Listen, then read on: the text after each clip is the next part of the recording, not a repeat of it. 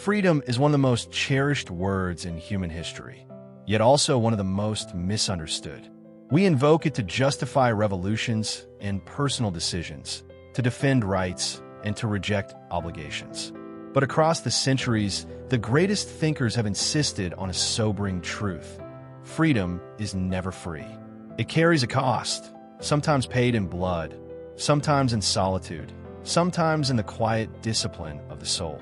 To understand what it truly means to be free, we must ask not only what freedom allows us to do, but what it demands from us in return.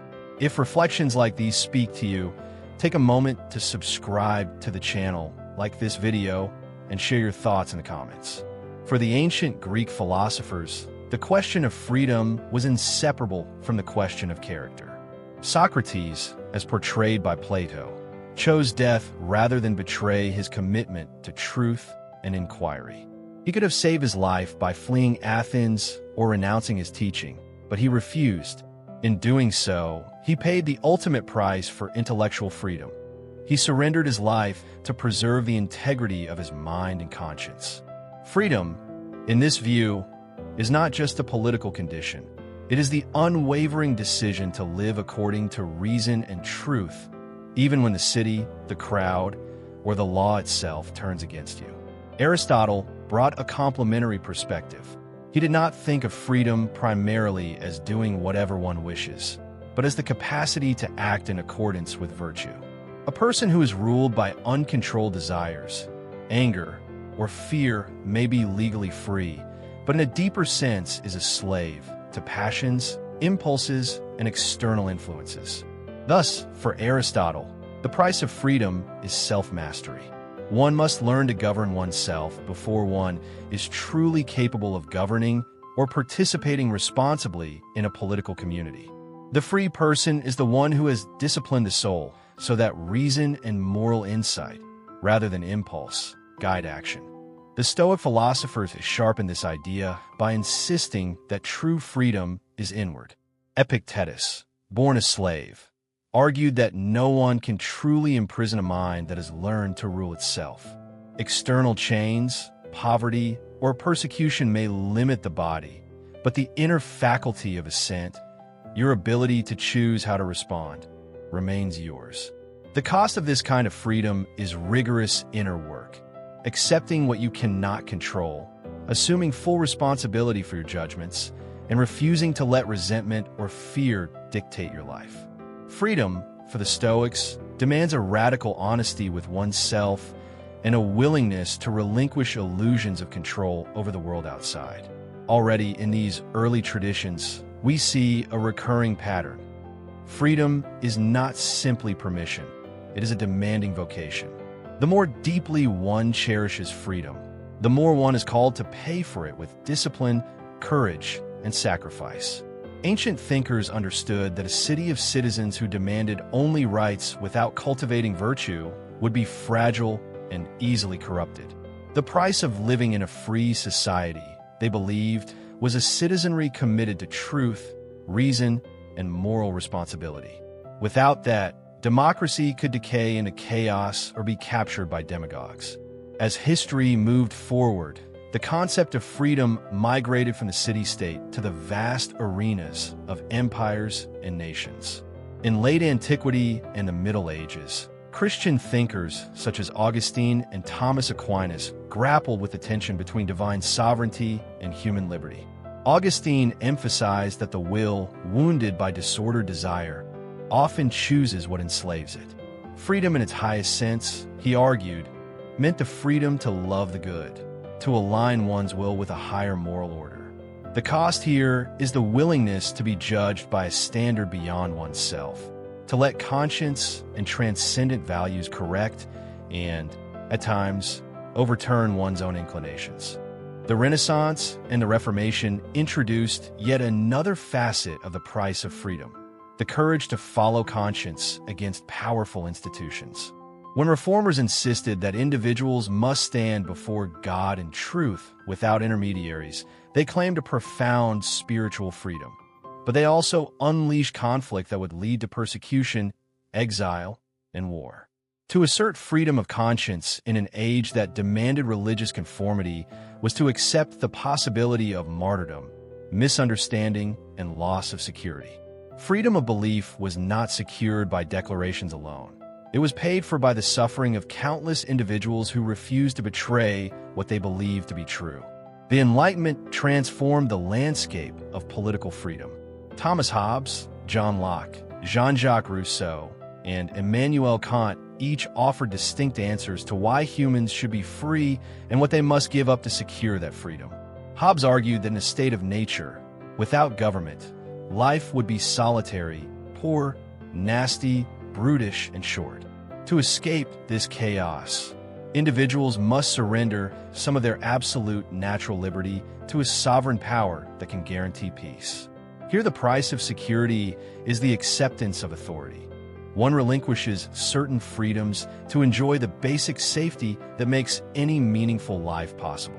Locke, more optimistic, believed that individuals possess natural rights to life, liberty, and property, and that governments exist to protect these rights. When governments become tyrannical, people have the right to resist and replace them. But even in Locke's vision, the price of political freedom is not trivial. It requires constant vigilance and sometimes resistance against those who would usurp power. It requires citizens willing to hold authority accountable, to participate, and in extreme cases, to risk their lives to restore a just order. Freedom here demands courage and involvement. It is not a gift to be passively received. Kant deepened the moral dimension of freedom by defining it as autonomy. The capacity to legislate the moral law for oneself and to obey it out of respect, not fear or inclination.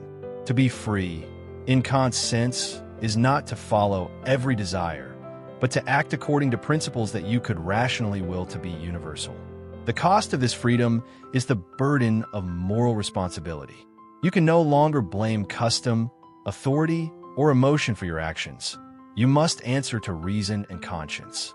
The free person, for Kant, is bound by duty, but this duty is self-imposed through rational insight. Freedom and obligation are not enemies. They are two sides of the same dignity. Rousseau offered a provocative formula, that one might be forced to be free. By this, he meant that true political freedom consists in obedience to the general will, the collective interest rightly understood, not to the selfish impulses of the moment. In a just society, laws express this general will. When a citizen resists such laws out of narrow self-interest, compelling him to obey is, paradoxically, restoring him to his true freedom as a member of the political whole. Rousseau reminds us that individual freedom in a community has a price: the willingness to subordinate certain private wishes to the common good and to participate actively in defining that good. The great revolutions of the 18th and 19th centuries made this debate violently concrete. The American and French revolutions proclaimed the rights of man, but also revealed the profound cost of transforming ideals into institutions. Lives were lost on battlefields and scaffolds. Societies were thrown into turmoil. Even as they spoke of liberty, these revolutions struggled with contradictions.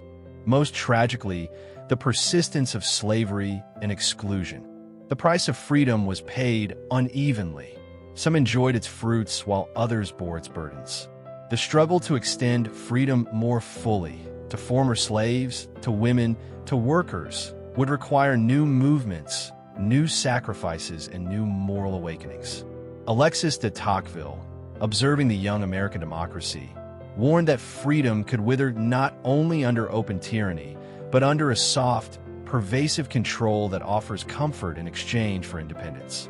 He feared a future in which citizens, more concerned with private comfort than public life, would gradually allow the state or large institutions to direct their choices, content to trade civic responsibility for convenience. Here again, the price of freedom is clear. It requires active participation in community, a readiness to leave the private sphere and engage in public affairs, and the resolve to resist the subtle drift toward passive dependence. John Stuart Mill added a crucial insight, that social pressure can be as oppressive as law. For Mill, A free society must protect not only individuals from the state, but also individuals from the tyranny of prevailing opinion. The price of such freedom is twofold. On one side, society must tolerate expressions and ways of life that many consider wrong or offensive, as long as they do not cause harm.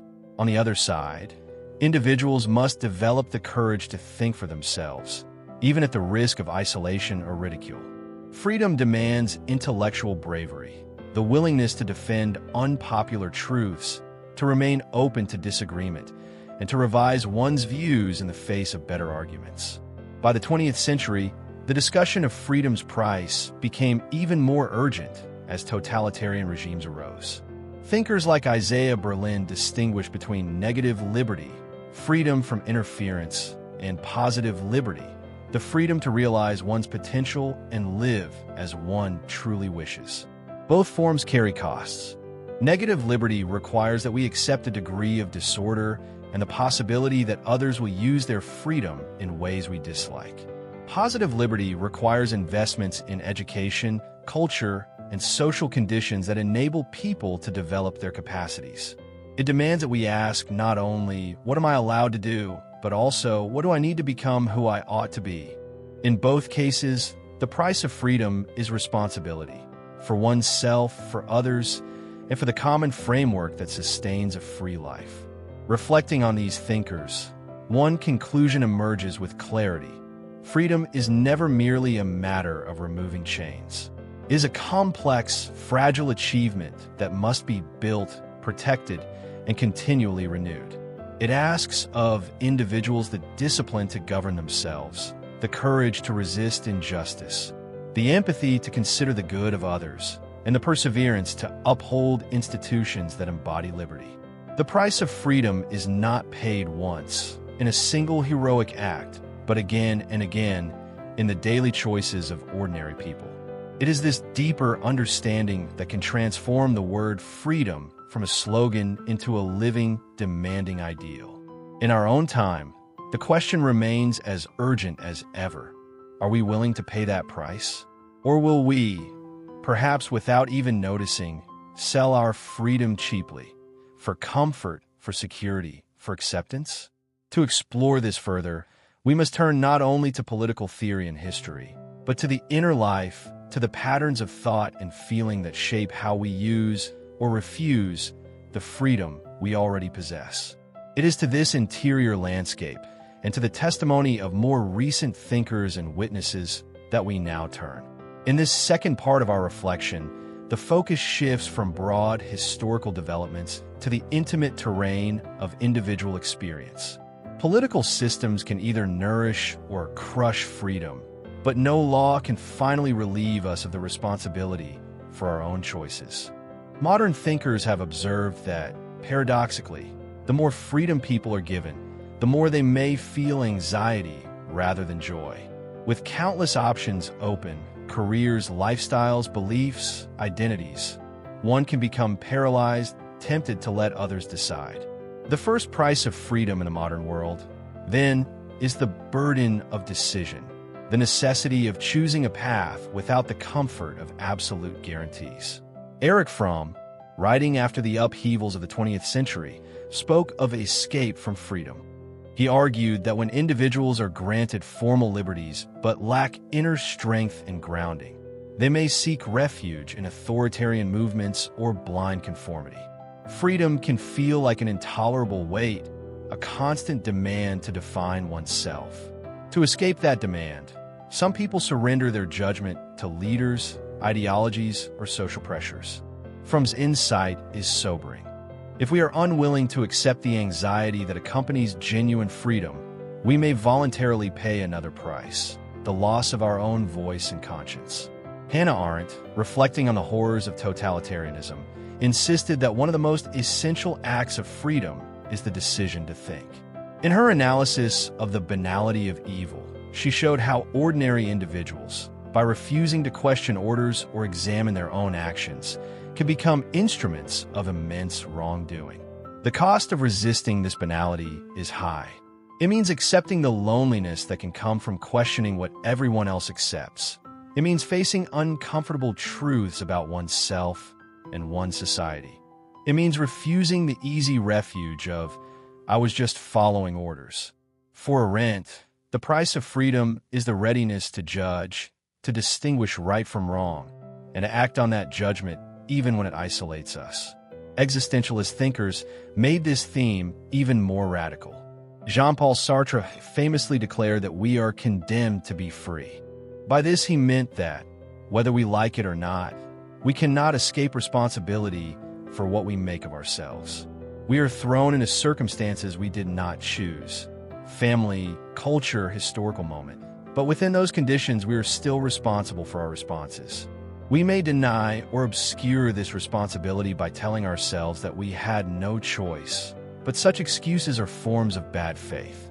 The price of acknowledging our existential freedom is anguish, the unsettling realization that we cannot hide forever behind roles, norms, or systems. We must own our lives. Simone de Beauvoir extended this existential insight into the realm of relationships and social roles. Freedom, she argued, is not a solitary achievement, but unfolds in a world of others who also seek to be free. Oppression occurs when some deny the freedom of others, reducing them to objects or roles. To affirm freedom genuinely, therefore, means recognizing and supporting the freedom of those around us, especially those historically marginalized or silenced.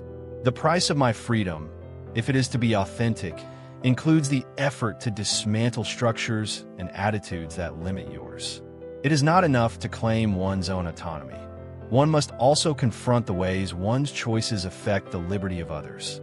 The 20th century offered powerful examples of individuals who paid extraordinary prices for freedom, not only for themselves, but for their people.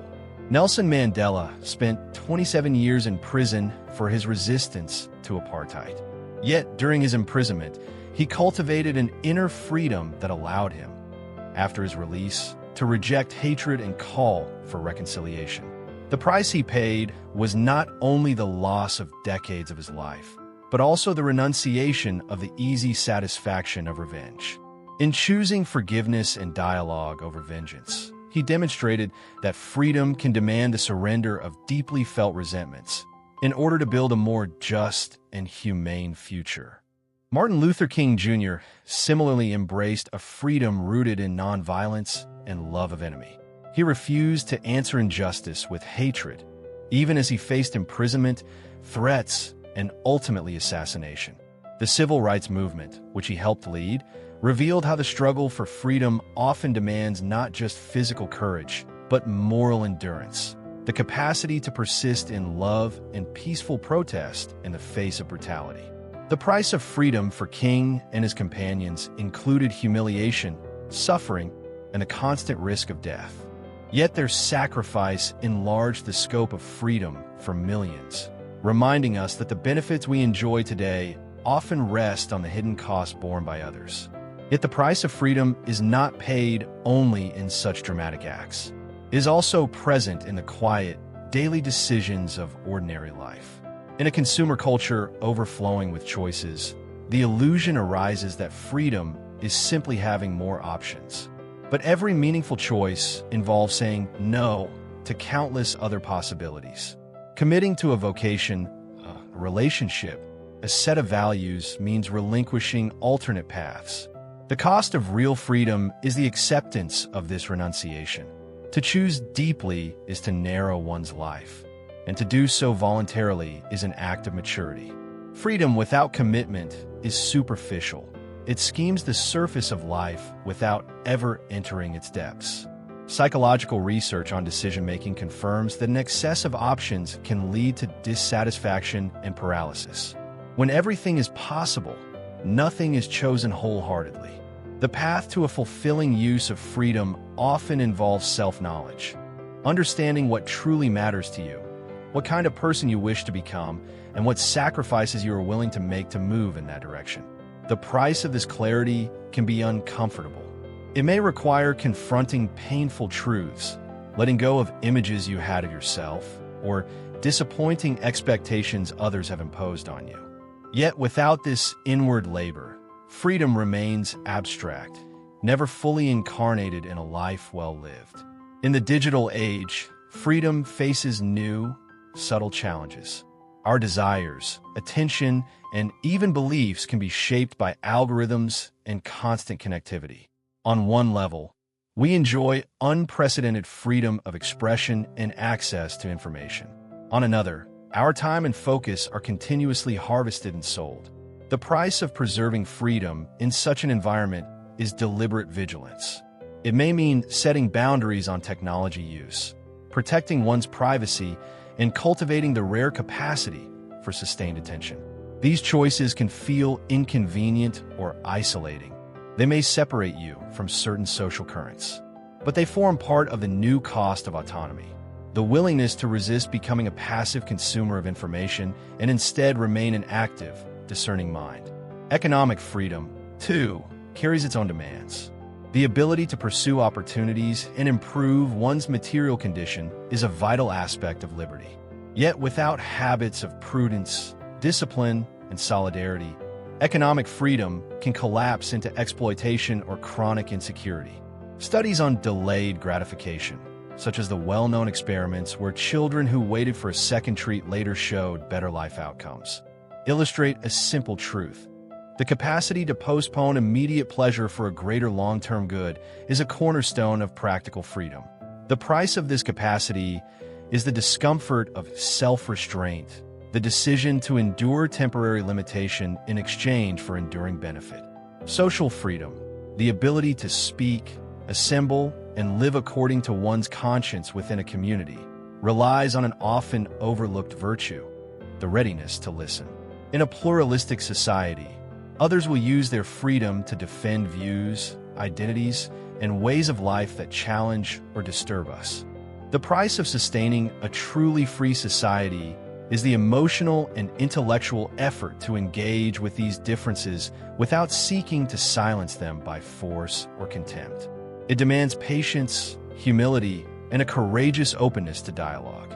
It asks us to see in the other not a threat to our own liberty, but a partner in the shared, imperfect project of living together as free beings.